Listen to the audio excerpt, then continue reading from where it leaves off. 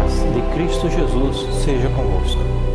Nesta oportunidade falaremos de um tema muito importante, remanescente de Deus. E para isso vamos tomar a palavra de Deus no livro de Jeremias, no capítulo 6, versículo 16. Assim diz o Senhor: ponde-vos nos caminhos e vede, e perguntai pelas veredas antigas, qual é o bom caminho, e andai por ele, e achareis descanso para as vossas almas. Mas eles dizem: não andaremos. A reforma não terminou com Lutero, como muitos supõem. Continuará até o fim da história deste mundo. Retrocederemos no tempo em uma breve pesquisa e descobriremos o começo do movimento de reforma em uma terrível crise que confrontou a Igreja e o mundo há 100 anos atrás. As falsas doutrinas e as teologias errôneas confundem e destroem a fé das pessoas em Deus. Ele só tem um caminho, o velho caminho, que conduz à vida eterna. E diz a palavra, quando Elias disse a todo o povo: chegai-vos a mim. E todo o povo se chegou a ele e restaurou o altar do Senhor, que estava quebrantado. 1 de Reis 18:30. Elias consertou o velho e quebrantado altar. Não construiu um altar novo. Como adventistas, necessitamos reconstruir os altares da verdade que têm sido derribados. E nesse processo, Deus tem usado a sua serva Helena G. de White como sua mensageira para trazer à igreja mensagem de admoestação, reavivamento e reforma, que foram claramente transmitidas. Seus últimos anos foram em Califórnia, desde 1900 a 1915, onde ela teve visões a respeito da reforma vindoura. E uma dessas mensagens, ela diz o seguinte: o povo de Deus não suportará as provas, a menos que haja um reavivamento e uma reforma. A menos que haja decidida a reforma entre o povo de Deus, ele apartará deles a sua face. Ela, ao longo dos anos, como profeta, veio advertindo a igreja da sua condição de conformação com o mundo, a ponto de não haver distinção com o mundo, formalismo, orgulho e apostasia. O seu constante retroceder rumo ao Egito foi a sua grande preocupação, a ponto de declarar que um poder cortou o cabo que ancorava a rocha eterna e agora a igreja estava à deriva no mar, sem rumo e sem bússola. E para isso o Senhor também, Ele tem usado outros servos, como os irmãos Bagones e Jones, em 1888. E a irmã White escreve a respeito deles dizendo o seguinte: o Senhor tratou de despertar a igreja em seu estado de dormência com uma mensagem de esperança através dos pastores Jones e Bagones. Com um testemunho, a serva de Deus declarou: a mensagem que nos transmitiu Jones e Bagone é a mensagem de Deus à igreja de Laodiceia. E desafortunadamente, nenhuma reforma ou reavivamento produziu positivamente durante ou depois do Congresso de Minneapolis, e a triste história foi que a mensagem Cristo, Justiça Nossa foi rejeitada, a ponto da serva de Deus declarar: eles começaram esta satânica obra em Minneapolis. Com este acentuado declive espiritual e um afastamento considerado da verdade, a igreja foi sacudida, com duras mensagens confirmadas, essas mensagens nas seguintes citas inspiradas. Isto aconteceu em 1893. Cristo diz o seguinte: daqueles que se ufanam de sua luz, mas não andam nela. Por isso, eu vos digo que haverá menos rigor para Tiro e Sidom no dia do juízo do que para vós outros. E tu, Cafarnaum, adventista do sétimo dia, que tiveram grande luz, que te ergues até aos céus, com referência a privilégios, serás abatida até aos infernos. Porque se em Sodoma tivessem sido feitos os prodígios que em ti se operaram, ela teria permanecido até o dia de hoje. Tem que ter lugar um reavivamento e reforma, sob o ministério do Espírito Santo. Reavivamento e reforma são duas coisas diferentes. Reavivamento significa renovação da vida espiritual, uma vivificação das faculdades do espírito e do coração, um ressurgimento da morte espiritual. Reforma significa reorganização, mudança de ideias e teorias, hábitos e práticas. A reforma não produzirá os bons frutos da justiça a menos que seja ligada a um reavivamento do espírito. Reavivamento e reforma devem fazer a obra que lhes é designada, e para fazerem esta obra têm de se unir. Quem pode sinceramente dizer: nosso ouro é provado no fogo, nossas vestes estão incontaminadas do mundo? Eu vi nosso instrutor apontando para as vestes da chamada justiça. Tirando-as, pôs a descoberto a corrupção que estava por debaixo. Disse-me ele: então, não vê como eles pretensiosamente encobriam seu depravamento e corrupção do caráter? Como se fez prostituta a cidade fiel. A casa de meu pai é feita casa de comércio, um lugar de onde fugiram a presença e as glórias divinas. Por esse motivo é que há fraqueza e falta de poder. Apesar das advertências, Deus continua amando a igreja, não deixando de diverti-la e dando oportunidade de arrependimento. No entanto, chegou um tempo quando finalmente Deus teve que chamar outros, assim como foi com o povo judeu. Diz a serva de Deus, olhando para o alto na página 136. O Senhor Jesus sempre terá um povo escolhido para servi-lo. Quando o povo judeu rejeitou a Cristo, o príncipe da vida, ele retirou deles o reino de Deus e transferiu aos gentios. Deus continuará a trabalhar deste modo com todo o ramo de sua obra. Quando uma igreja se demonstra infiel à obra do Senhor, seja qual for sua posição, embora elevado e sagrado o seu chamado, o Senhor não pode mais agir com ela. Outros então são escolhidos para levar importantes responsabilidades.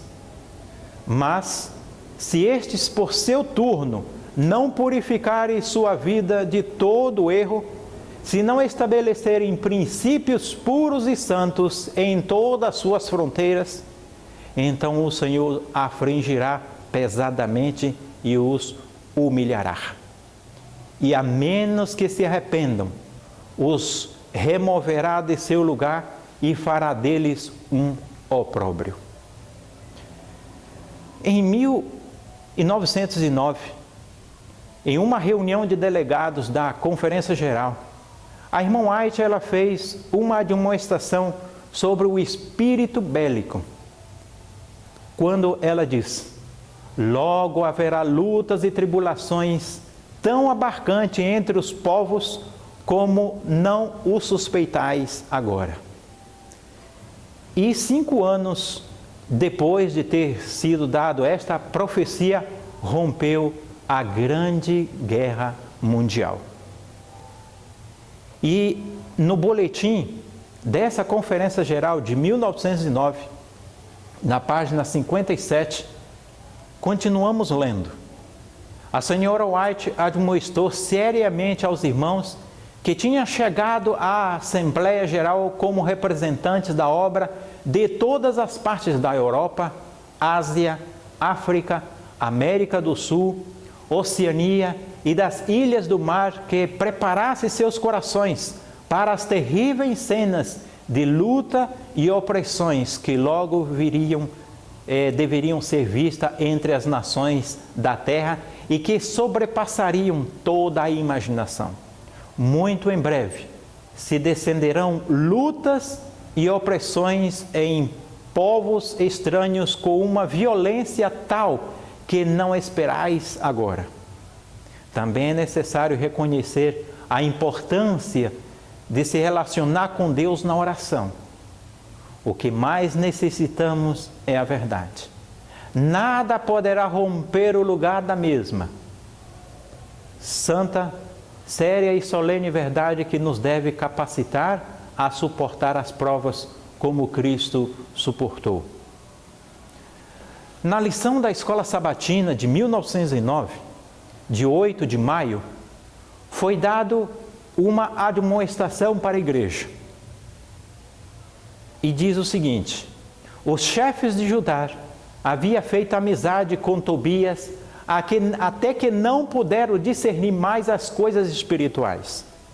A história se repete, e os que seguem passo a passo as exigências do mundo, adaptando-se aos seus costumes, não encontrarão difícil ceder às autoridades, preferindo isso antes que suportar as zombarias, escárnios, ofensas, ameaças de encarceramento e morte.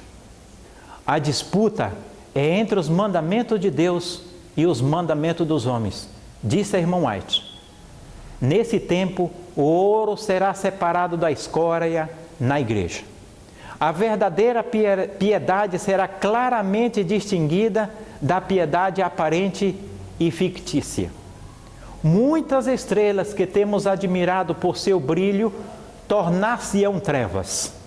A palha, como nuvem, será arrebatada pelo vento. Até mesmo de lugares onde só vemos montões de precioso trigo. Todos que têm cingido os ornamentos do santuário, mas não estão vestidos com a justiça de Cristo, aparecerão na vergonha de sua própria nudez. Maranata, na página 198. Nesta mesma assembleia, ela continuou advertindo a igreja, falando a respeito das provas que sobreviria. E ela disse o seguinte: um período de prova está diante de nós. Está iminente o tempo em que se desencadeará a perseguição contra os que proclamam a verdade. A perspectiva não é lisonjeira.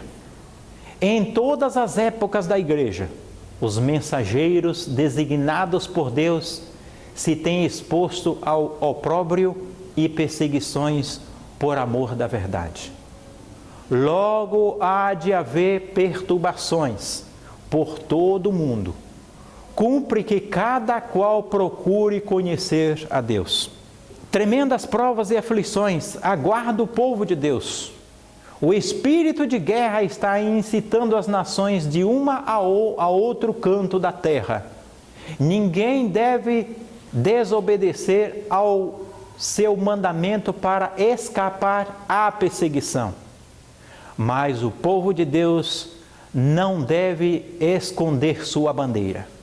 Não deve desrespeitar os mandamentos de Deus e, para passar bem, ir com a multidão a fazer o mal.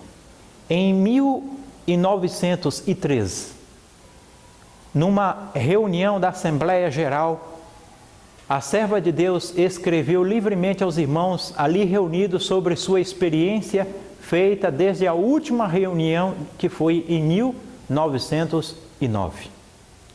Disse ela: necessitam-se agora homens de compreensão clara. Deus está apelando para os que desejam deixar-se guiar pelo Espírito Santo num trabalho de completa reforma. Vejo uma crise diante de nós e o Senhor roga aos seus obreiros que se ponham a postos. Cada alma deve agora colocar-se numa posição de consagração a Deus, mais sincera e profunda do que nos anos passados. Deus requer daqueles que estão prontos a se deixarem reger pelo Espírito Santo, que dê início a uma obra de inteira reforma. Vejo perante nós uma crise, e Deus requer que seus obreiros estejam em seus postos. Serviço Cristão, na página 42. Muito em breve brotarão contendas e opressões de outras nações com uma intensidade que agora não é possível prever. Tudo isso ela falou neste congresso. A única razão por que Deus pede sempre uma reforma é porque teve lugar uma apostasia. E esse ano foi o mais importante e decisivo do movimento adventista, e também o mais triste de toda a sua história. Quando o arquiduque da Áustria foi assassinado em 28 de junho de 1914, a Europa estourou-se como um verdadeiro barril de pólvora. Em 28 de julho, da noite para o dia, exércitos poderosos travaram-se em luta mortal. Nesta guerra, onde as convicções de consciência não eram respeitadas, nem no mínimo, a divisão europeia dos adventistas enfrentou um grande dilema. O serviço militar e a guerra. Tinha que ver com o 4º e o 6º mandamento, isto é, a santa lei de Deus. E só teria 2 caminhos a escolher: a vida ou a morte. Abdicar dos princípios da verdade ou obedecê-los e ser perseguidos e mortos.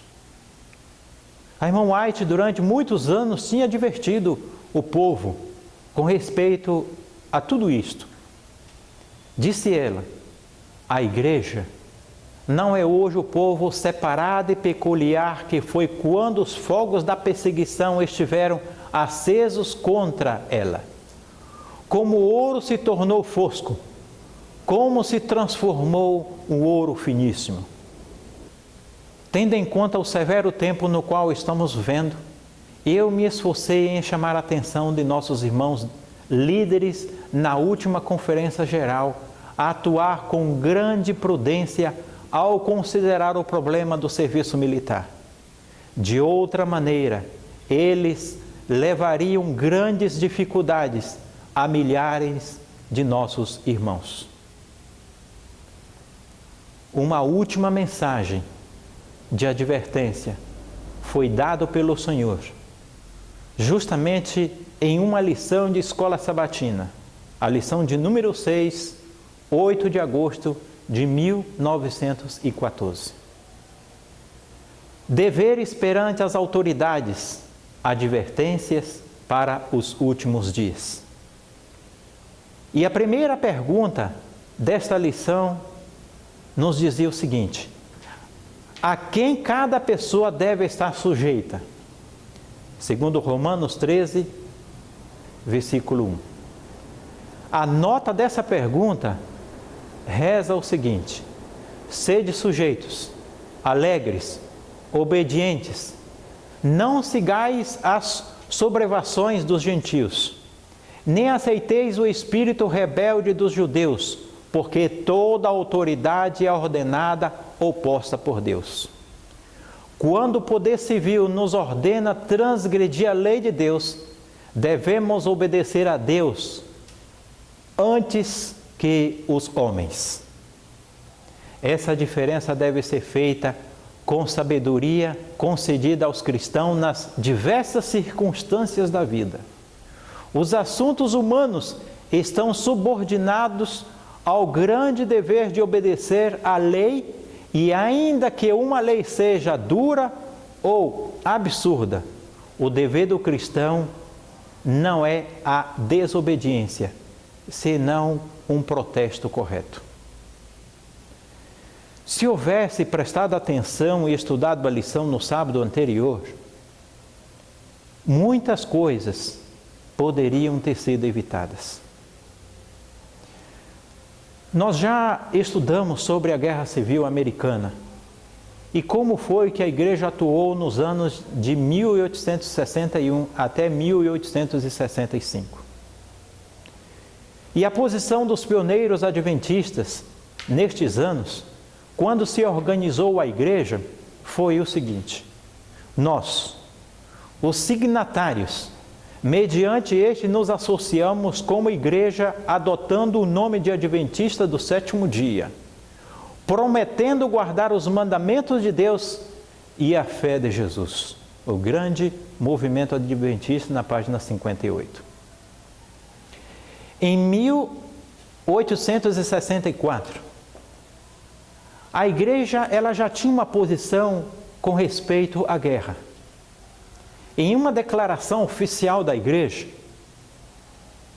os nossos líderes da época diziam o seguinte: Vossa Excelência Augustin Breyer, governador dos estados de Michigan, os abaixo-assinados que compõem a comissão executiva da Conferência Geral dos Adventistas do Sétimo Dia, submetem respeitosamente à consideração de Vossa Excelência a seguinte declaração: a denominação dos cristãos chamados Adventistas do Sétimo Dia, tendo a Bíblia como sua regra de fé e prática, são unanimemente de opinião que seus ensinos contrastam com o espírito e a prática de guerra. São, pois, por motivo de consciência contra o porte de armas. Se existe alguma parte na Bíblia que nós, como povo, acentuamos mais do que qualquer outro ponto de nossa crença, esta é a lei dos 10 mandamentos, a qual consideramos como a mais suprema lei e aceitamos cada preceito da mesma literal e absolutamente. Segue dizendo: o quarto mandamento desta exige cessação de qualquer trabalho no sétimo dia da semana. O sexto proíbe tirar a vida. Segundo nossa opinião, nenhum desses mandamentos pode ser observado no serviço militar. Por isso, nosso povo não se sentiu em liberdade de se alistar no serviço militar. Em nenhuma das nossas publicações temos animado o costume do porte de armas. E no caso de mobilização, em vez de violar os nossos princípios, temos preferido pagar usura, prestar algum auxílio e pagar $300 em moedas americanas. Diz a serva de Deus: nenhum traço da verdade que tornou o povo adventista do sétimo dia o que ele é, deve ser apagado. Temos antigos marcos da verdade, da experiência e do dever. Cumpre-nos defender firmemente os nossos princípios em face do mundo. Agora, a pergunta é: pode um cristão participar da guerra? A palavra de Deus nos confirma que a guerra é fruto do pecado. No livro de Tiago, no capítulo 4, versículo 1, nos descreve a palavra de Deus: de onde vêm as guerras e pelejas entre vós? Porventura não vem disto, a saber dos vossos deleites, que nos vossos membros guerreiam? E a serva de Deus confirma isso, dizendo no grande conflito, na página 593, Satanás deleita-se na guerra, pois esta excita as mais vis paixões da alma, arrastando então para a eternidade as suas vítimas engolfadas no vício e sangue.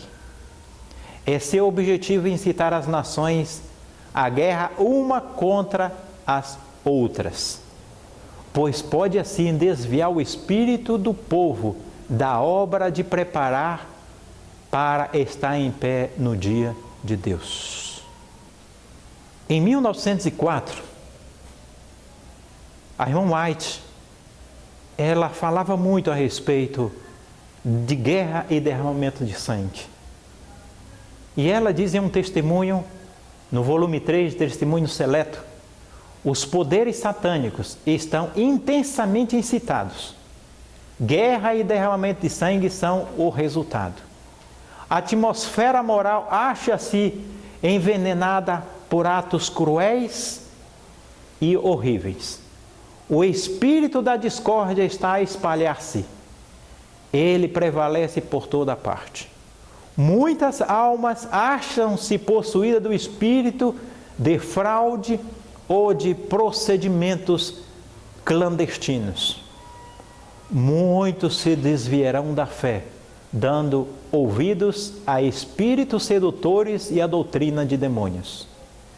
Não discerne qual o espírito que deles tomou posse. Aqui podemos compreender claramente que o Senhor não aprova a guerra em nossos dias. Vimos também que a igreja da profecia, a igreja adventista do sétimo dia, colocou como base em sua organização fidelidade aos mandamentos de Deus. Porém, o que aconteceu com essa igreja durante a Guerra Mundial?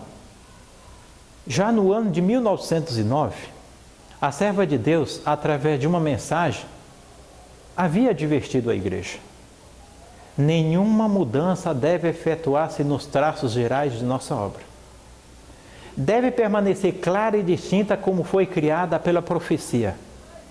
Não nos compete entrar em aliança com o mundo, supondo com isso poder levar a melhor.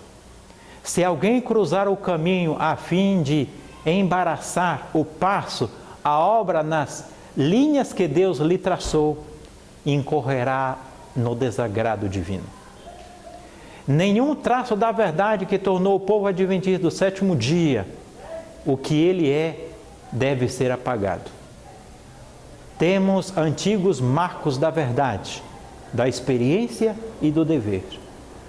Cumpre-nos defender firmemente nossos princípios em face do mundo.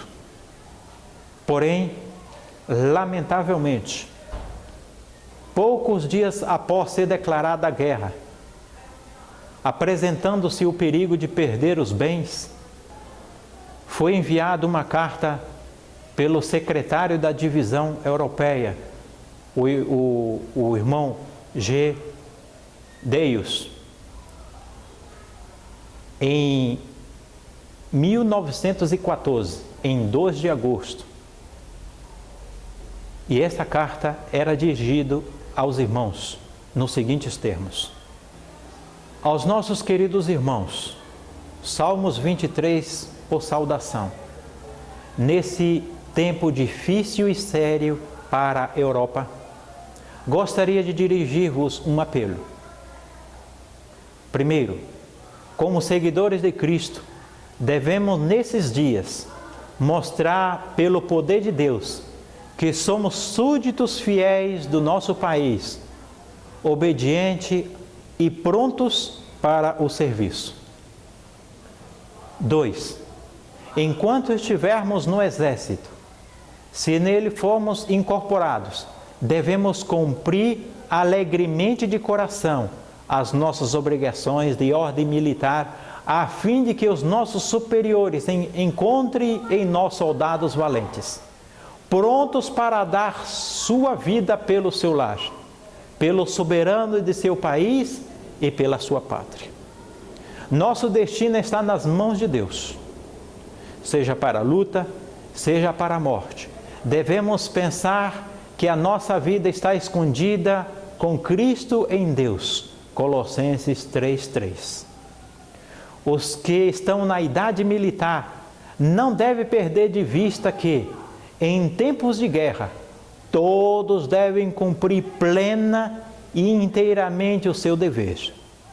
Em Josué 6, lemos que os filhos de Deus usavam armas de guerra e também no sábado se mantiveram ocupados no serviço marcial.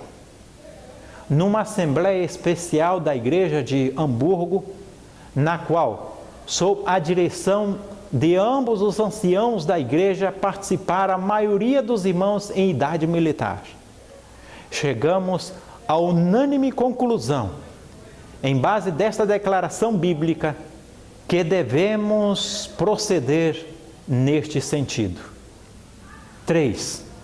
Enquanto ficarmos em casa, vamos sempre mostrar aos nossos semelhantes que somos pessoas de nobre pensar e cheio do amor de Cristo. E, bem assim, vamos nos esforçar para mitigar a dor e a amargura dos nossos semelhantes e ajudar os enfermos, feridos, pobres, viúvas e órfãos. Não devemos perder o ânimo, mas perseverar com paciência também na tribulação. E como Moisés, cujo hino um dia almejamos cantar, apegar-nos como se o víssemos, aquele a quem não vemos. Examinemos esforçadamente a palavra de Deus. Não faltemos às reuniões e, antes de tudo, não negligenciemos a oração, lembrando-nos perante o trono da graça, especialmente das autoridades e do nosso exército. E 4, devemos em todos os tempos estar cientes de nossa tarefa como mensageiros de Cristo, trabalhando segundo as nossas forças na obra da salvação de almas. Encomendemo-vos a todos a graça de Deus. Permaneço com saudações cristãs. Vosso irmão no Senhor, Geio Deios. Houve também uma outra declaração oficial da Igreja, e desta feita foi da União Alemã ao Ministério da Guerra. Quando esta carta foi escrita em 6 de agosto de 1914.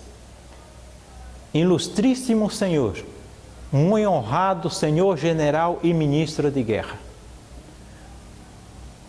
como se desconhece com frequência nosso ponto de vista com respeito à nossa relação com as autoridades e também nossa posição frente às obrigações do serviço militar, especialmente como se considera a recusa do serviço em tempo de paz no dia de sábado, toma a liberdade de participar humildemente a Sua Excelência os princípios do Adventista do sétimo dia de Alemanha, especialmente no tempo da presente guerra.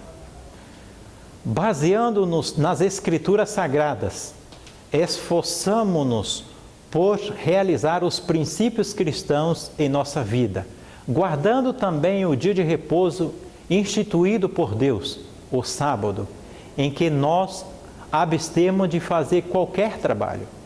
Apesar de tudo isso, reconhecemos no tempo sério da guerra atual o nosso dever de apoiar a defesa da pátria e, sob essas circunstâncias, carregar armas também no sábado. Atemo-nos também nesse ponto ao que nos diz 1 de Pedro 2, 13 a 17.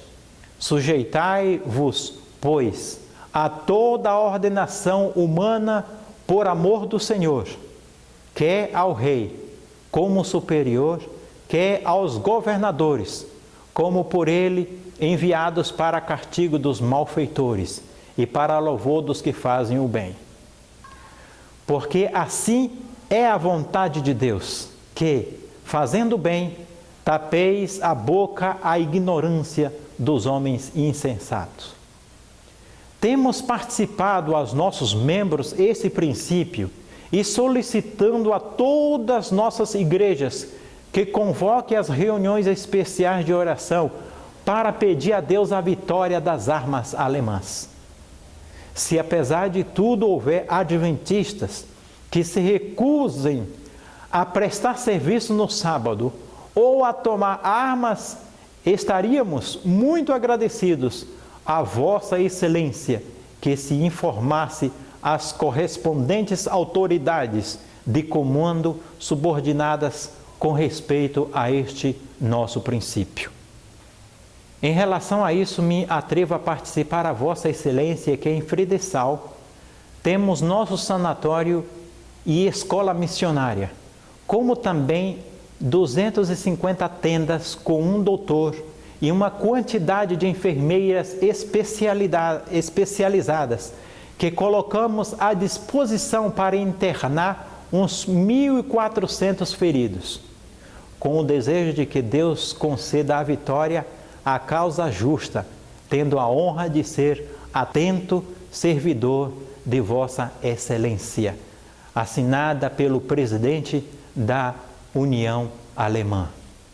Após se passarem 7 meses, desde que foi dirigido o escrito de 6 de agosto de 1914 ao Ministério de Guerra de Berlim, tempo no qual os irmãos dirigentes tiveram a oportunidade para meditar e reconhecer que seu comportamento frente à lei de Deus e os princípios da Igreja foram uma grande apostasia. Lamentavelmente, não aconteceu. Isto comprova a declaração a seguir. A disposição número 853, terceiro, de 22 de fevereiro de 1915, referente à proibição das reuniões adventistas em Dresden, se permite aos abaixo assinados fazer a seguinte aclaração. Já por anos, os abaixo assinados têm entregue às autoridades militares, por escrito e verbalmente, a declaração de que é assunto de consciência de cada um seu comportamento frente ao serviço militar no dia de sábado e em tempo de paz. Ao ser declarada a guerra, a Igreja Adventista na Alemanha aconselhou todos os membros chamados para o serviço militar a que cumpra fielmente seus deveres de cidadãos, também no sábado, conforme as Sagradas Escrituras, como os outros soldados o fazem no domingo, em virtude do atual aperto em que se acha a pátria. Essa declaração dirigida ao governo foi assinada pela Divisão Europeia, pela União Leste Alemã e pela Associação Saxona. Em um tempo quando o Conselho do Senhor estava sendo desprezado, o Senhor chamou ao descanso sua fiel serva, a irmã White, em 16 de julho de 1915, assim como fez com Samuel. Foi quando a nação era torturada por conflito interno, quando o conselho calmo e inspirado no temor de Deus, dado por Samuel, se mostrava mais necessário. Foi então que Deus deu repouso a seu idoso servo. Havia confusão nas fileiras dos adventistas. Em uma revista adventista de 1915, foi publicado o seguinte: o cristão não pode levar ao mesmo tempo em uma mão a espada do Estado e na outra a espada do Espírito. Isso somente poderia fazê-lo uma congregação apostatada, ou alguém que se apartou dos princípios do reino de Cristo, submetendo-se ao poder do Estado. Mas o cristão fiel aos seus princípios luta pela fé dada aos santos, guardando os mandamentos de Deus, e a fé em Jesus não pode, de acordo com o 6º mandamento, matar a seu próximo, se não obedecer à ordem de Jesus de embainhar a espada, dizendo: mais importa obedecer a Deus do que aos homens. O cristão firme prefere morrer pelo Evangelho e obter a salvação eterna, que atuar contra a santa vontade de Deus e perder a salvação. No jornal da cidade de Cole, de 21 de setembro de 1915, apareceu um artigo que dizia: entre os adventistas, depois de estourar a guerra, se realizou uma divisão. A maioria queria que a doutrina ficasse sem vigor durante a guerra. A outra parte, porém, exigiu a santidade do sábado também durante esse tempo. Estas controvérsias levaram à exclusão da Igreja aos defensores da antiga fé. E no protocolo de Friedenthal, na página 14, podemos ver que os irmãos adventistas do sétimo dia não aceitaram a entrevista quando era de tanta importância tratar deste assunto tão sério. Em dezembro de 1915, foi editado o folheto O Cristão e a Guerra. E um trecho desse folheto nos dizia o seguinte: temos demonstrado em tudo que foi dito até agora que a Bíblia ensina que a participação na guerra não é transgressão do sexto mandamento. Segundo, que igualmente não é transgressão do quarto mandamento participar da guerra no sábado.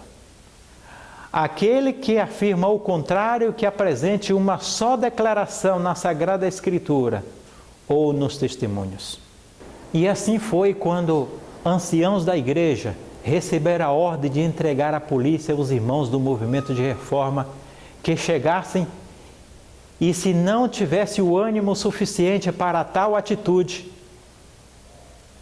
então retê-los até que a direção do pastorado fosse avisada do assunto para arrumá-lo por via telegráfica.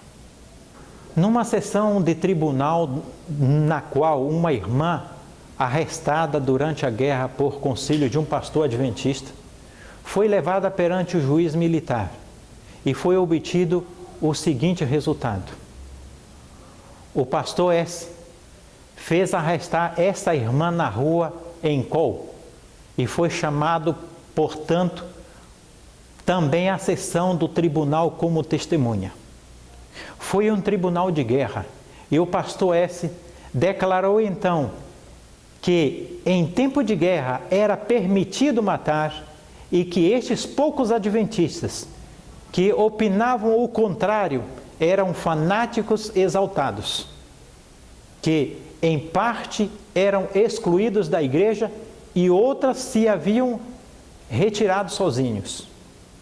Em uma segunda sessão, esta irmã foi condenada a 9 meses de prisão. Foi assim que, em 1918, a igreja justificava a sua participação na guerra. E eis a notícia em destaque num jornal quando estava para afindar-se a guerra. Isso foi em 12 de abril de 1918. Em um jornal local, as notícias mais recentes, onde dizia: pastores adventistas e a guerra. O artigo dizia o seguinte: no começo da guerra dividiu-se nossa igreja em 2 partidos.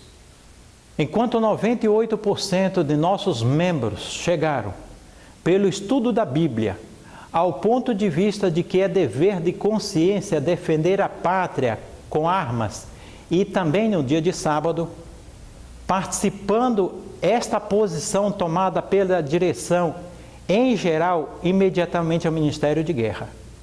2%, porém, não concordaram com essa decisão, sendo, por fim, excluído por motivo de seu comportamento indigno de um cristão. Esses elementos insóbrios se fizeram pastores eles mesmos, procurando propagar suas ideias loucas, porém com pouco sucesso. Chama-se falsamente pastores e adventistas, quando não são enganadores. Quem a tais elementos dispensar o tratamento que merecem, nos fará verdadeiramente um favor. Nossa diretoria empregou até hoje o dinheiro supérfluo no empréstimo da guerra. E com isso, na firme esperança que a Alemanha sairá com a ajuda de Deus vitoriosa desta dura luta. Em todas as partes, nossos membros participam do dever natural de proporcionar à pátria os meios necessários.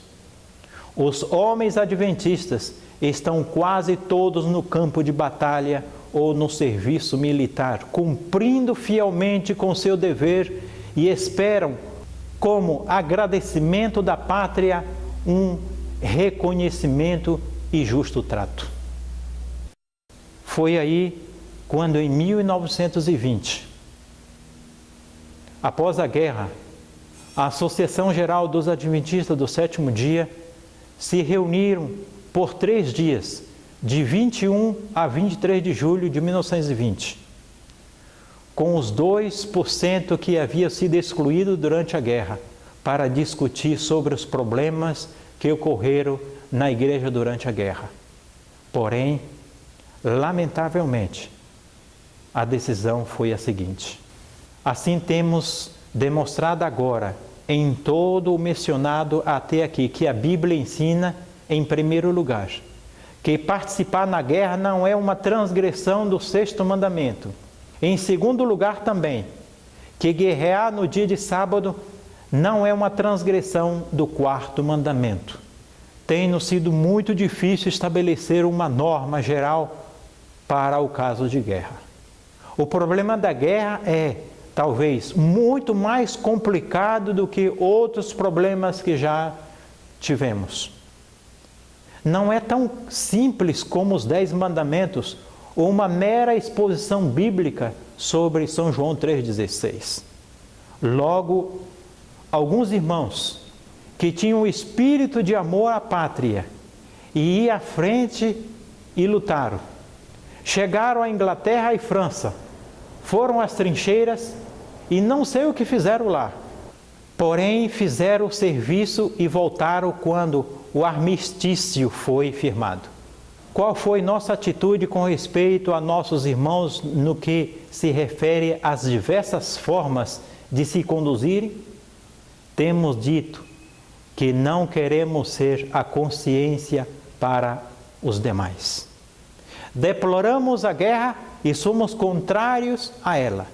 Devemos, no entanto, outorgar a cada cidadão o privilégio de adotar uma atitude que esteja de acordo com a sua consciência em relação com o governo. Nenhuma dessas pessoas foi excluída de nossa igreja. Nenhuma tem sido tratada como se não fosse cristã. Nossos irmãos mantiveram o espírito de liberdade, o espírito de amor, da tolerância e da misericórdia. Protocolo de Friedenthal, na página 31. Foi assim que, em 1922, em São Francisco, nos Estados Unidos, houve uma nova tentativa.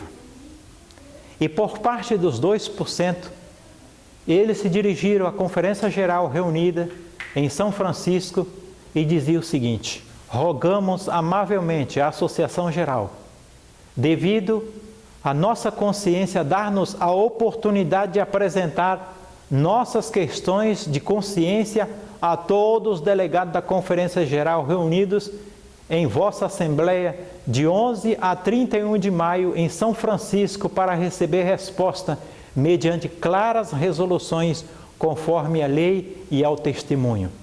Pois a discussão anterior em Friedenthal foi muito deficiente. Para a discussão sobre a questão religiosa, temos escolhido e autorizado a 2 irmãos. O nosso desejo de coração é seguir a Jesus e edificar na causa de seu reino à luz da verdade presente. Estamos prontos a nos retratar em todos os pontos doutrinários que se comprovem conforme a lei ou testemunho que estamos errados. Nossa oração nesses dias é que o Senhor nos ajude para que essa discussão, como a de Atos 15, seja para o avanço da obra de preparação para a vinda de Jesus, para que logo se cumpra a promessa de Apocalipse 18:1 e nosso Salvador possa vir logo nas nuvens. Amém. Aí está a saudação dos irmãos do movimento de reforma de Alemanha, Suíça, Holanda, Suécia, Dinamarca, Estônia, Polônia, Tchecoslováquia, Hungria, Romania e Iugoslávia. Quando nossos irmãos Otto Welp e Spunk Norbert chegaram a Nova York em 21 de abril, com a ajuda de Deus, enviar ainda a seguinte participação a Washington. Esta foi dirigida diretamente ao presidente da Conferência Geral. Com a presente, os irmãos que firmamos, damos a conhecer com a ajuda de Deus, temos chegado bem à Associação Geral como delegados de muitos irmãos adventistas do sétimo dia europeus. Já nós temos anunciado por escrito anterior. Em nossa viagem a São Francisco, pensamos falar em Detroit com irmãos que se têm separado aqui no país. A Associação Geral é para nós a única autoridade de segunda ordem da Igreja para tomar resoluções com respeito aos princípios da Igreja e lamentamos muito que esta oportunidade se ofereça apenas hoje. Estamos animados pelo desejo cordial de apresentar com o Espírito do amor de Cristo nossas questões de consciência que nos separaram até hoje de nossa Igreja-mãe, para chegar à unidade da verdade. Nosso primeiro escrito e tampouco a carta recém-citada obtiveram resposta. Confiando no Senhor, chegaram os irmãos em 11 de maio a São Francisco, onde juntamente com os irmãos da Reforma da América se entregou às 6 horas da tarde o seguinte chamado ao presidente. Em vista do silêncio da parte dos irmãos dirigentes, como também das conferências dos adventistas do sétimo dia com respeito aos chamados que lhes foram dirigidos da parte de irmãos e grupos que estão interessados numa reforma que se tem desenvolvido nos últimos anos e que trabalham agora com fins organizativos, neste e outros países nos parece necessário e justificado este chamado. Não deis importância somente aos desejos dos irmãos delegados que assinam este chamado, senão também ao fato de que nos chegam cartas de estímulos e de consulta de todas as partes do mundo e de parte de uma grande quantidade de irmãos dirigentes, pastores e membros leigos. Fazemos este chamado a vós, que neste tempo estáis revestidos de autoridade, com a seguinte declaração: Deus ordenou que os representantes de sua igreja de todas as partes da terra, quando reunidos numa Assembleia Geral, deve ter autoridade.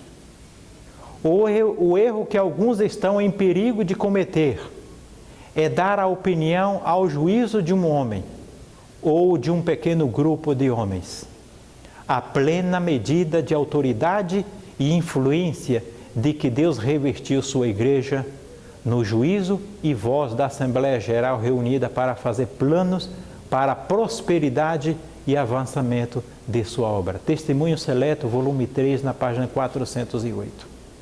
Com esta advertência diante de nós, cremos que temos direito, diante de Deus e dos homens, em nome de milhares de irmãos que representamos, de dirigir este chamado. Esperamos uma resposta em público e conforme a verdade às seguintes perguntas, que serão uma demonstração do direito ou uma confissão da falta ou erro de que é chegado o tempo para se realizar uma reforma completa. Primeiro, está a direção dos adventistas do sétimo dia nos princípios de nossa fé com respeito aos seguintes pontos? Na declaração que foi feita de que é dever dos adventistas do sétimo dia fazer o serviço militar em tempo de guerra, instando os membros a transgredir o sábado no serviço militar, proporcionando ao Estado para colaborar na guerra os meios sagrados que estavam destinados unicamente para o avanço do Evangelho, excluindo da igreja membros somente por protestar contra estas coisas, justificando aos que faziam justamente as coisas mencionadas, e foi mencionada a declaração feita em Frinesal pelo presidente de então Denius, disse ele: cremos que estáis completamente errados nos pontos de vista que defendeis. Cremos no quarto mandamento como até aqui, porém não estamos em situação de concordar com vossa interpretação a este respeito. Que haveríeis dito a Moisés se ele vos tivesse mandado matar o rei de Bazã juntamente com todos os homens, mulheres e crianças, depois de alguns dias de ter recebido a lei no Sinai? Teríeis culpado-o de homicídio? Deus lhe ordenou, no entanto, que transgredisse o sexto mandamento. Vedes que se encontra muitas coisas na interpretação dos mandamentos e que devemos ter liberdade para ler e compreender os mandamentos e não ter que estar obrigados a aceitar a interpretação de uma pequena corporação. Protocolo de Fredenthal, na página 59. Em resposta à carta do presidente da Conferência Geral dos Adventistas, nossos irmãos responderam: é reprovável justificar a participação na guerra em nosso tempo, no novo pacto, com as armas na época teocrática do velho pacto, e levaria à confusão a muitos membros da igreja. Muitos textos bíblicos, tais como Zacarias 9, Mateus 5 e muitos testemunhos, declara como falsa essa interpretação. Quereis como associação geral justificar o caminho empreendido, ou estáis dispostos a abandoná-lo e insistir as demais associações campos a fazer o mesmo? Mantereis em alto os princípios da fé na doutrina e na vida conforme o exige a Bíblia e os testemunhos, ou há uma diferença entre os ensinos e a prática?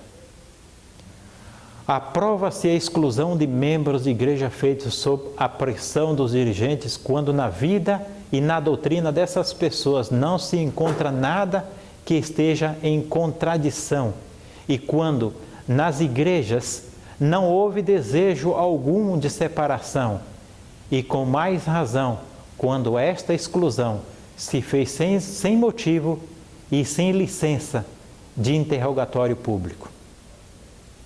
Diz a serva de Deus: a menos que haja decidida a reforma entre o povo de Deus, ele apartará deles a sua face. Sabemos que esse chamado a uma discussão pública diante da corporação reunida seria aceito com amável reconhecimento por muitos dos delegados reunidos, que oram sinceramente a Deus por uma direção e pela presença de seu Espírito. Pelo caso que nos fosse concedido, permanecemos vossos irmãos e representantes da Sociedade Missionária Internacional dos Adventistas do Sétimo Dia Movimento de Reforma de Europa e América. Ainda que o irmão presidente da Conferência Geral prometeu dar resposta a estas cartas depois do sábado, não o fez. E então, depois de uma semana, se dirigiram novamente à direção para solicitar uma resposta.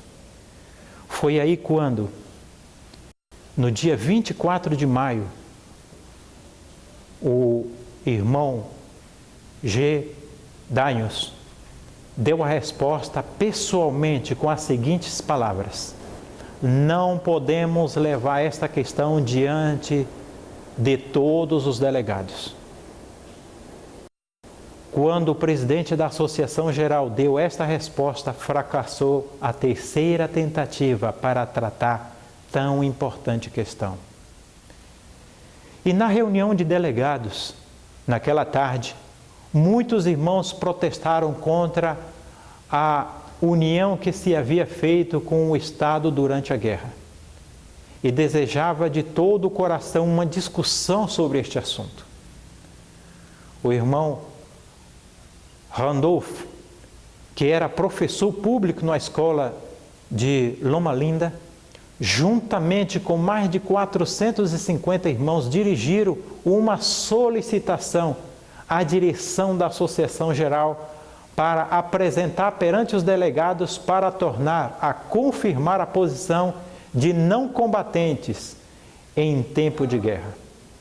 Esta solicitação foi proposta por este irmão, apoiado por outros e aceita por umas 400 pessoas, entre elas pastores, delegados e membros leigos. A parte final da proposta diz o seguinte: não obstante, podemos perceber durante todos os séculos, desde então, um povo que permaneceu firme na fé apostólica, de não combatentes, e agora é o tempo conveniente para solicitar à Delegação Mundial dos Adventistas do Sétimo Dia que se confirme novamente por votação nossa posição antiga de não combatentes em tempo de guerra. Em 3 oportunidades foi realizada a tentativa de retornar aos antigos princípios. Primeiramente, protestando a direção das igrejas locais por tomar parte na guerra e também pela livre transgressão do sábado por parte dos combatentes. Segundo, em 1920 se encontraram em Frederiksdal com irmãos dirigentes da União Alemã e representantes da Associação Geral para juntos discutirem estes pontos doutrinários tão diferentes. Quando o presidente da Conferência Geral disse em forma terminante: nem por um minuto podemos consentir que nós, quer dizer, a congregação, se tenha afastado do verdadeiro caminho. Pode-se considerar como fracassada a tentativa de estabelecer a antiga doutrina. Porém, de acordo com as palavras de Jesus, e por ser também o desejo dos irmãos da Reforma, se escolheram 2 irmãos para fazer a terceira e última tentativa, apresentando-se à autoridade máxima, a Associação Geral em Assembleia, para que lhes fosse permitido expor o assunto perante os delegados da Missão Mundial e para chegar assim a um acordo nestes importantes questões de doutrina e fé. Quando o presidente da Conferência Geral finalmente respondeu: não podemos levar essa questão diante de todos os delegados, fracassou então a terceira tentativa. A Associação Geral é a máxima direção da obra a nível mundial, havia tomado sua posição definitiva. Com essa resposta foi rejeitada a última oportunidade que Deus ofereceu à Igreja Adventista. Depois de ter cumprido a regra de Mateus 18, chegou o tempo para o movimento de reforma estabelecido pelo Senhor como povo de Deus cumprir com seu dever. O espírito de profecia já havia predito o que aconteceu. Disse ela: ao aproximar-se a tempestade, uma classe numerosa que tem professado fé na mensagem do terceiro anjo, mas não tem sido santificado pela obediência à verdade, abandona a sua posição, passando para as fileiras do adversário. Unindo-se ao mundo e participando de seu espírito, chegar a ver as coisas quase sob a mesma luz e, em vindo à prova, estão prontos a escolher o lado fácil, popular. Homens de talentos e maneiras agradáveis, que se havia já regozijado na verdade, empregaram sua capacidade em enganar e transviar as almas, tornando-se os piores inimigos de seus antigos irmãos. Quando os observadores do sábado forem levados perante os tribunais para responder por sua fé, estes apóstatas serão os mais ativos agentes de Satanás para representá-lo falsamente e os acusar, e, por meio de falsos boatos e insinuações, incitar os governantes contra eles. Grande conflito na página 614. Neste gráfico, nós encontramos a forma como Deus guiou o seu povo. Naquela crise mundial, na Primeira Guerra, em 1914, a igreja traiu a verdade e se separou da fidelidade e da lei de Deus, transgredindo o 4º e o 6º mandamento. E a serva de Deus, ela diz: o povo de Deus, que é seu especial tesouro, não pode entrar nesta guerra complicada. Devemos obedecer a Deus ou aos homens? Mesmo com toda essa advertência, mesmo com todo este apelo, 98% adotou a posição que era dever de consciência defender a pátria, inclusive aos sábados, carregando armas, indo contra a lei de Deus. 2%, representando mais ou menos 2.000 membros, permaneceram fiéis à lei de Deus. E isso baixo perseguições, baixo provas, mas deram as suas vidas para que esta mensagem permanecesse de pé, a fidelidade à lei de Deus pudesse permanecer de pé até os dias de hoje. A serva de Deus advertiu o povo, dizendo: o povo de Deus não suportará as provas, a menos que haja um reavivamento e uma reforma. Os primeiros cristãos se negaram a entrar nas legiões porque a guerra era contrária aos ensinos do Senhor. Mas depois de 3 séculos, a política os levou a tal ponto que abandonaram completamente sua antiga posição. Toda a Idade Média dá provas de que quão infiéis se tornaram a fé de seus pais. As guerras e matanças sem fim desses séculos e, se me permite dizê-lo, até os acontecimentos de nossa reluzente era são uma prova convincente do afastamento definitivo das doutrinas da primitiva igreja cristã. Escrito de um primeiro-ministro inglês sobre os primeiros cristãos e a guerra, publicado em 1926. Em meio da igreja adventista, a obra de reforma começou com os poucos fiéis que ficaram firmes na tempestade. Apesar de que tanto a mensagem como os mensageiros foram rejeitados pela igreja adventista.